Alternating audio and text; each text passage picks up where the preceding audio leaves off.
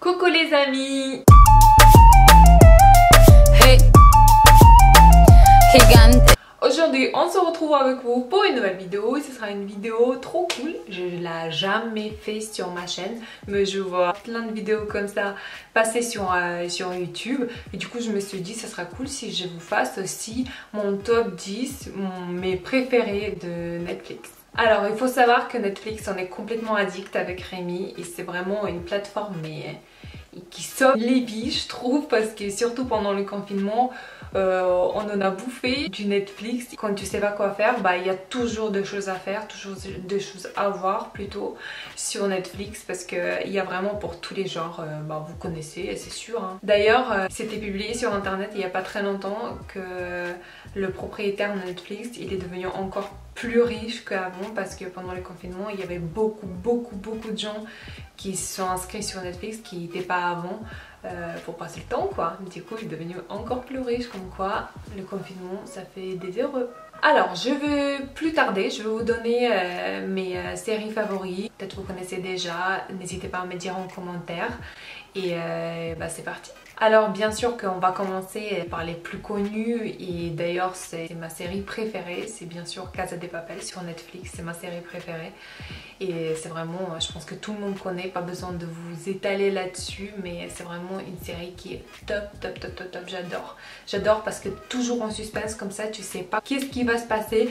J'ai toujours les mains moites quand je regarde, je suis vraiment euphorique, j'adore avec l'impatience de nouveaux saisons et tout, j'adore. Ensuite c'est la série You que j'adore aussi, c'est l'une de mes séries préférées. C'est en fait, au principal c'est un mec en fait qui est complètement psychopathe. De vue on dirait pas, hein, on dirait vraiment un petit ourson comme ça, tout mignon, tout sympa. Il travaille à la bibliothèque tranquille et tout. Sauf que quand tu kiffes quelqu'un, quand tu aimes une fille, quand tu veux la pécho, et la pécho bizarrement, différemment, il commence à chercher toutes les informations sur cette personne, sur la fille du coup en question, sur internet, il se renseigne et tout, et du coup il adapte sa vie et son caractère par rapport à ce qu'elle peut aimer. Comme ça, la fille peut tomber amoureuse de lui, bref. C'est un mec complètement starbé, et les gens qui rencontrent comme des obstacles, elle les tue, hein. C'est très simple. Alors que bon, je vous spoil plus, mais en tout cas, je vous invite vraiment à regarder cette série. C'est complètement perché, c'est trop cool, j'aime trop cette série. Ensuite c'est une série peut-être que vous connaissez pas trop, parce que c'était pas trop étalé sur Netflix je trouve, cette série, et sur internet aussi. C'est une série qui s'appelle Intimidation. En fait pour l'instant il n'y a qu'une seule saison, et en fait c'est une fille, il y a une fille qui vient voir des gens comme ça, qui débarquent de nulle part et qui leur lance les très grands secrets en fait, soit de famille, soit de cette personne en question. Et du coup la personne elle se retrouve en mode il faut remettre toute sa vie précédente en question, et du coup cette fille en retour elle demande de l'argent en fait, et c'est comme ça qu'elle gagne de l'argent, sauf qu'au bout d'un moment ça tourne en cacahuète, et du coup voilà, et c'est très intéressant, et je vous laisse voir la série. Ensuite une autre série, c'est plutôt une mini-série, parce qu'on aime bien avec Rémi regarder une mini-série comme ça. Si on sait par exemple que dans peu de temps il y a une série qu'on suit qui va sortir les prochaines saisons, comme ça on s'engage pas dans une autre série, et on regarde une mini-série qu'on peut terminer en même une soirée, c'est possible, très probable avec moi et Rémi. Et du coup ce qu'on fait, on regarde des mini-séries, et on est tombé sur quelques-unes qui sont vraiment sympas.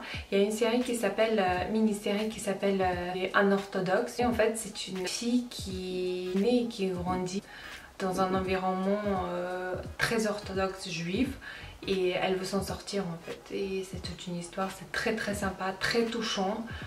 J'ai chialé tout le temps, très sympa vraiment, et ça nous fait aussi savoir pas mal de choses sur la communauté juive et tout. Très intéressant et très enrichissant. Ensuite une autre mini-série qui est très inspirante, c'est Self-Made.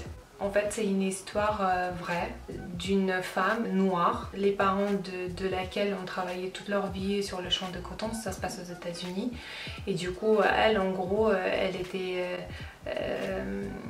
destinée à faire pareil, le travail dur et tout. Elle travaillait comme une femme qui lave vos habits pour les familles riches. Ça se passe dans les années 30 si je me trompe pas. En fait, elle comprend qu'elle veut devenir quelque chose de plus grand que ça.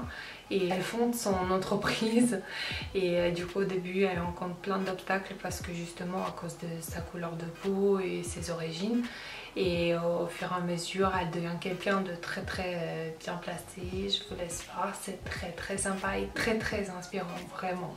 Ensuite une autre série, c'est l'une de mes séries préférées, c'est Elite. Bien sûr, je pense que vous connaissez tous parce que vraiment c'est une série qui a fait beaucoup de bruit, comme un petit peu comme Casa de Papel. D'ailleurs je trouve que les Espagnols ça va, franchement, ils font des séries pas mal, ils font des films pas mal.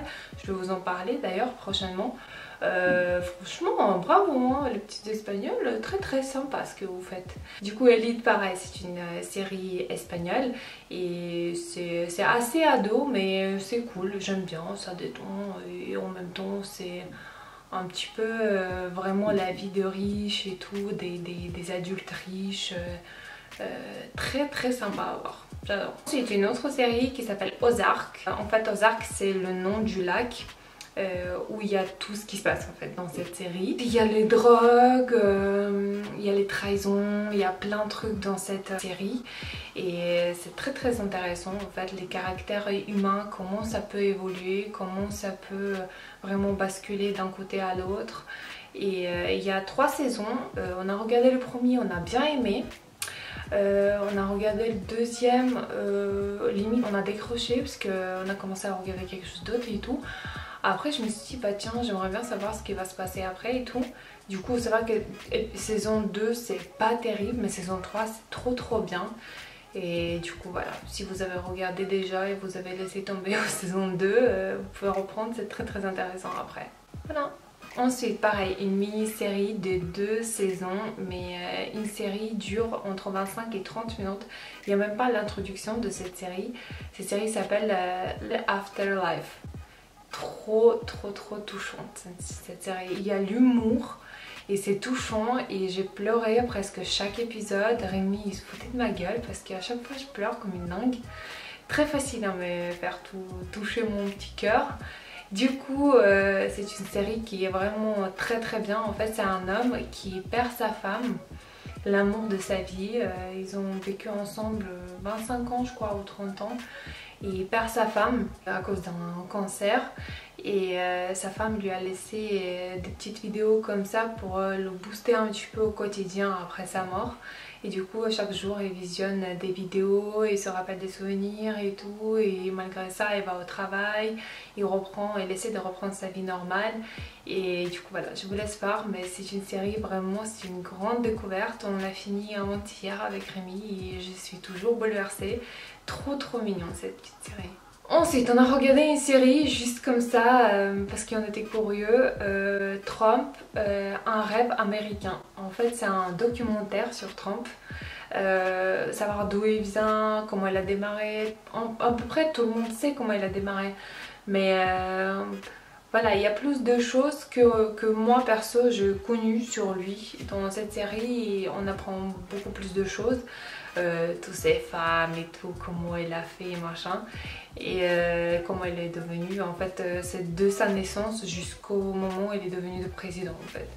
Très intéressant vraiment. Et voilà, après on n'est pas du tout fan de Trump, mais c'est quand même enrichissant, sympa à voir. Et la dernière série, la 10e que je peux vous recommander, c'est une série qui s'appelle The Last Dance. C'est en fait, pareil, un documentaire. On adore les documentaires avec Rémi, on adore s'enrichir, savoir des nouvelles trucs et tout. Et du coup c'est une série sur Chicago Bulls. C'est une équipe de basket très connue. Et moi il faut savoir que j'ai joué au basket quand j'étais jeune, ça fait un petit moment. J'ai joué pour les équipes de ma fac et tout, bref. Le basket ça me parle très fort. On a regardé cette série, très sympa, pareil, parce que tout le monde connaît Chicago Bulls, mais l'histoire de ce club, mais je pense qu'il n'y a pas grand monde qui le connaît vraiment, à part les gens qui s'intéressent à fond, mais vraiment très sympa cette série, très sympa, même pour les gens qui n'aiment pas le basket. Par exemple Rémi il a jamais suivi le basket, il a jamais joué au basket, mais il a bien aimé aussi et du coup voilà, très sympa aussi. Après bien sûr sur Netflix vous pouvez trouver plein d'autres séries qui sont pas forcément produites par Netflix. Mais par exemple, vous pouvez trouver sur Netflix Orange is New Black, c'est une grande classique. Aussi, il y a The Breaking Bad. Pour moi, c'est la meilleure série de tout le temps, de toute ma vie. Et c'était pas produit par Netflix, mais vous pouvez le trouver sur Netflix aussi. Trop bien cette série, c'est vraiment le top du top. Voilà les amis, c'est la fin de cette vidéo. J'espère que ça vous a plu. N'hésitez pas à me citer vos séries, vos films préférés sur Netflix parce qu'on est toujours avec Rémi en recherche de séries très très cool, très intenses et tout. On adore ça. Et du coup voilà, faites bien attention à vous. Je vous fais des gros énormes bisous et je vous dis à très très bientôt pour une nouvelle vidéo. Bisous!